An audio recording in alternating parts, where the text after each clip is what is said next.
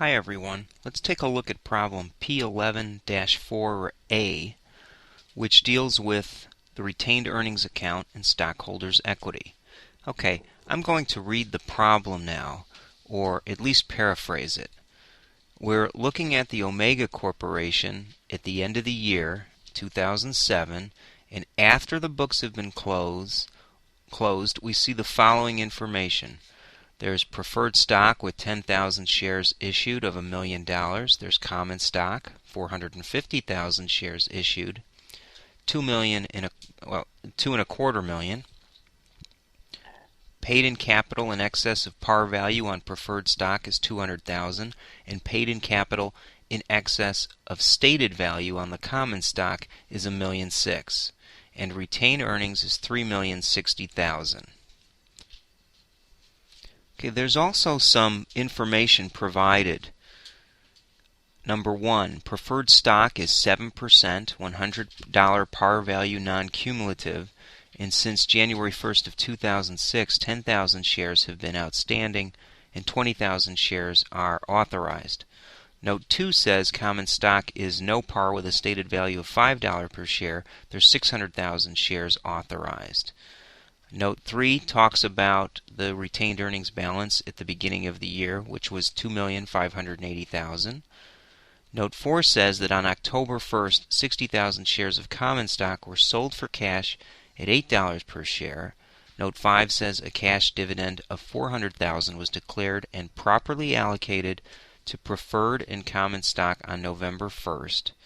No dividends were paid to preferred stockholders in 2006. Note 6 tells us that net income for the year was $880,000.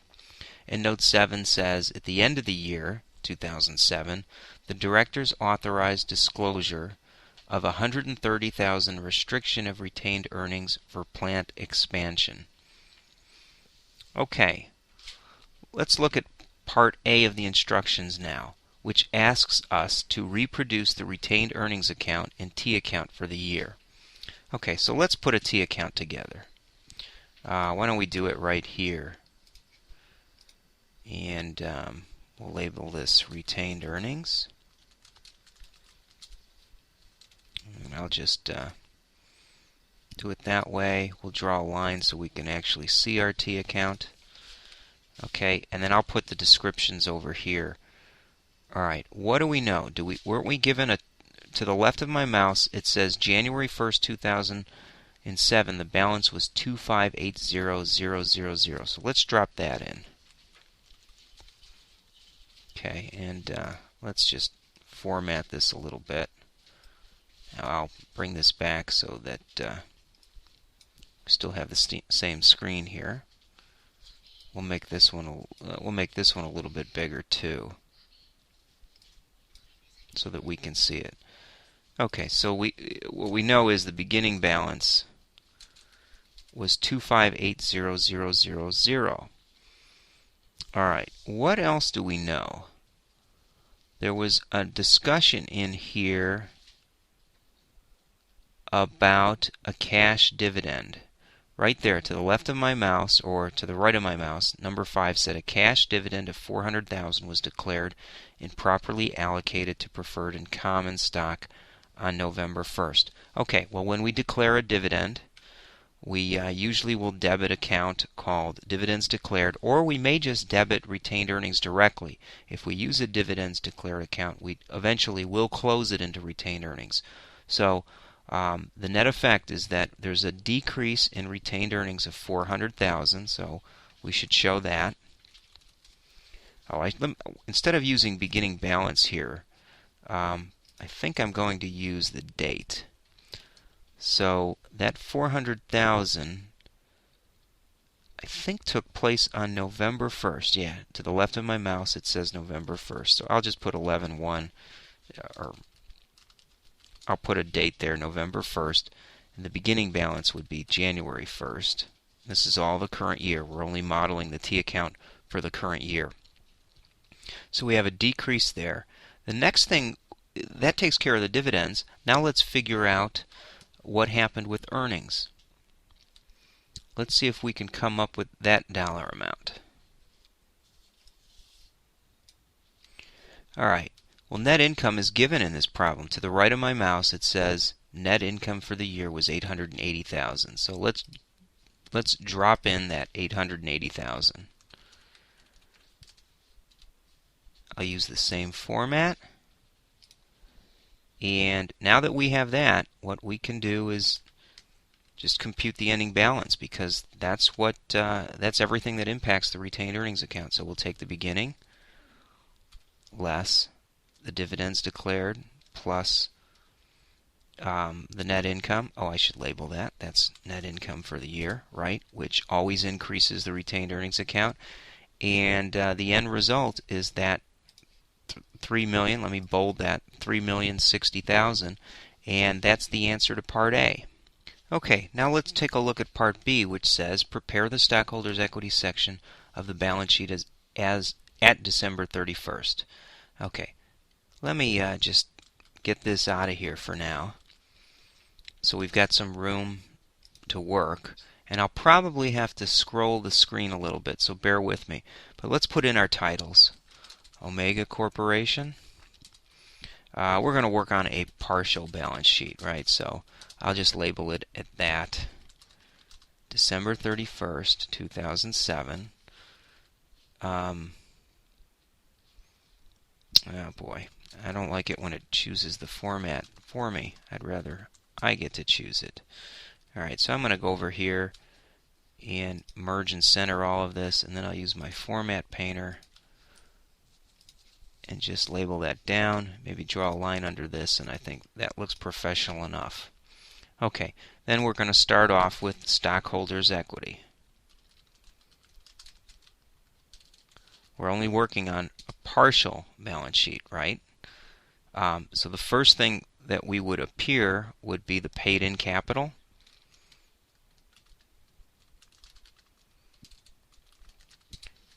Right, let me indent that. And under paid-in capital, we would talk about capital stock next. Okay, and once we have capital stock, we would list the preferred stock first. That's the normal way. And we know that it's 7% preferred stock, $100 par value. It's customary to put all this information right on the face of the balance sheet. Non-cumulative. I think they've told us that.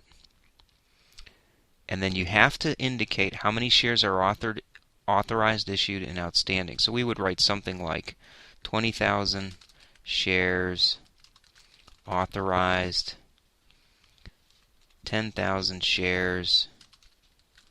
Let me slide on down.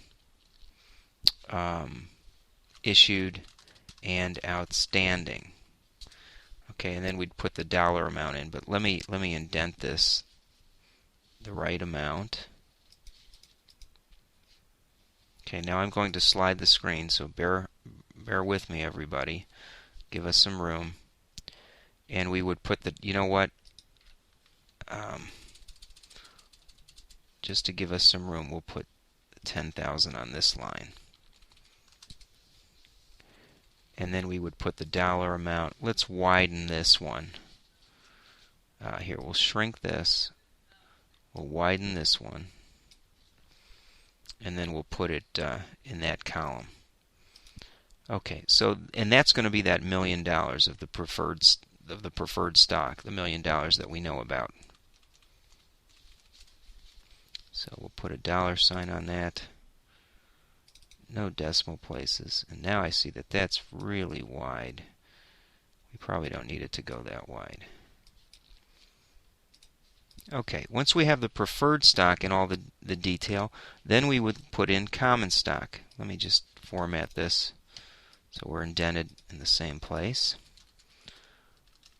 Common stock, and we know that it's no par, $5 stated, right? We would type all of that out. $600,000 shares.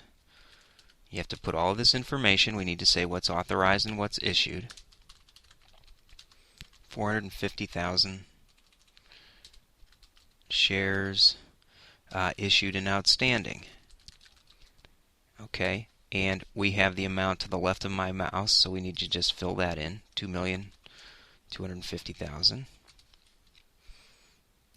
Let's format all of this.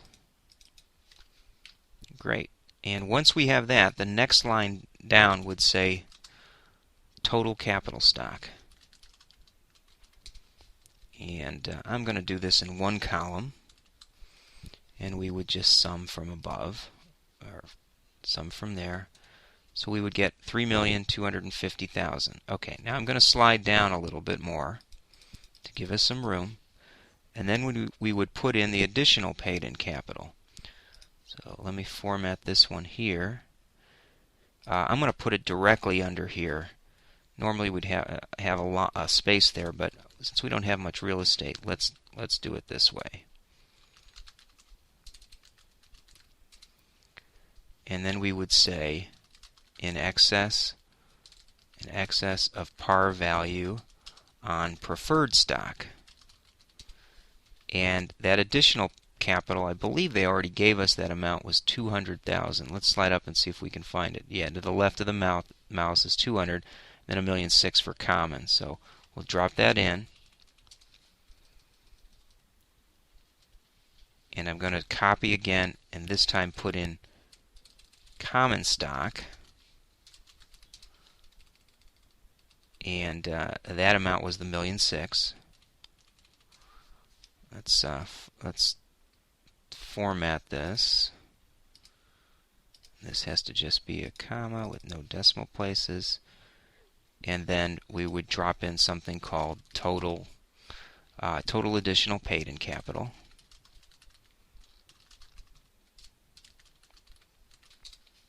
Okay. You know what? I'm going to indent this one more because I think it reads a little bit better if we do that. And that's going to be the sum of those cells. So we're at 1,000,008. Once we have that, I'm sliding again now. Oh, I had this from below. Let me get that out of there again. That was from part A of the problem.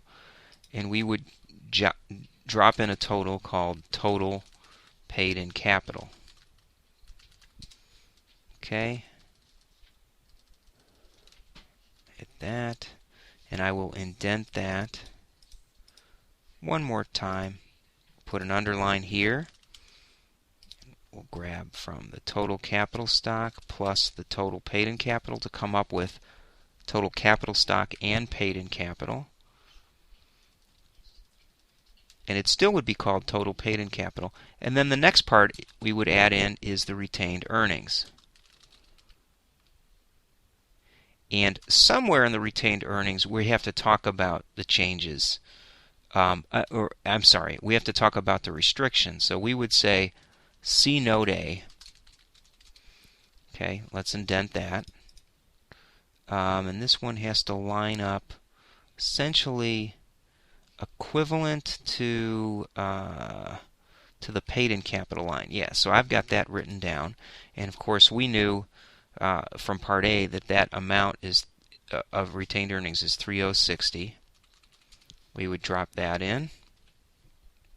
We would format it, underline it, and then that would compute total stockholders' equity, right? Indent that in. Probably the farthest amount. I've also seen that not indented. I've seen folks also put schedules together where it winds up in the farthest position to the left. Either way works, but I'm going to do it this way, and we will grab total paid-in capital plus the retained earnings, and that is our total stockholders' equity. And of course, there'll be a line under that, and then that will eventually work its way down to total liabilities and stockholders' equity. But since this is only a partial balance sheet, we're not going to do that. Then, under Note A, we would have to say Note A, and we would have to let the users know there was a restriction. So we would say retained earnings were restricted for plant, if I can type 4 correctly, for plant expansion of $130,000. And that is the partial balance sheet that we're looking for on this problem. Okay, thank you everyone.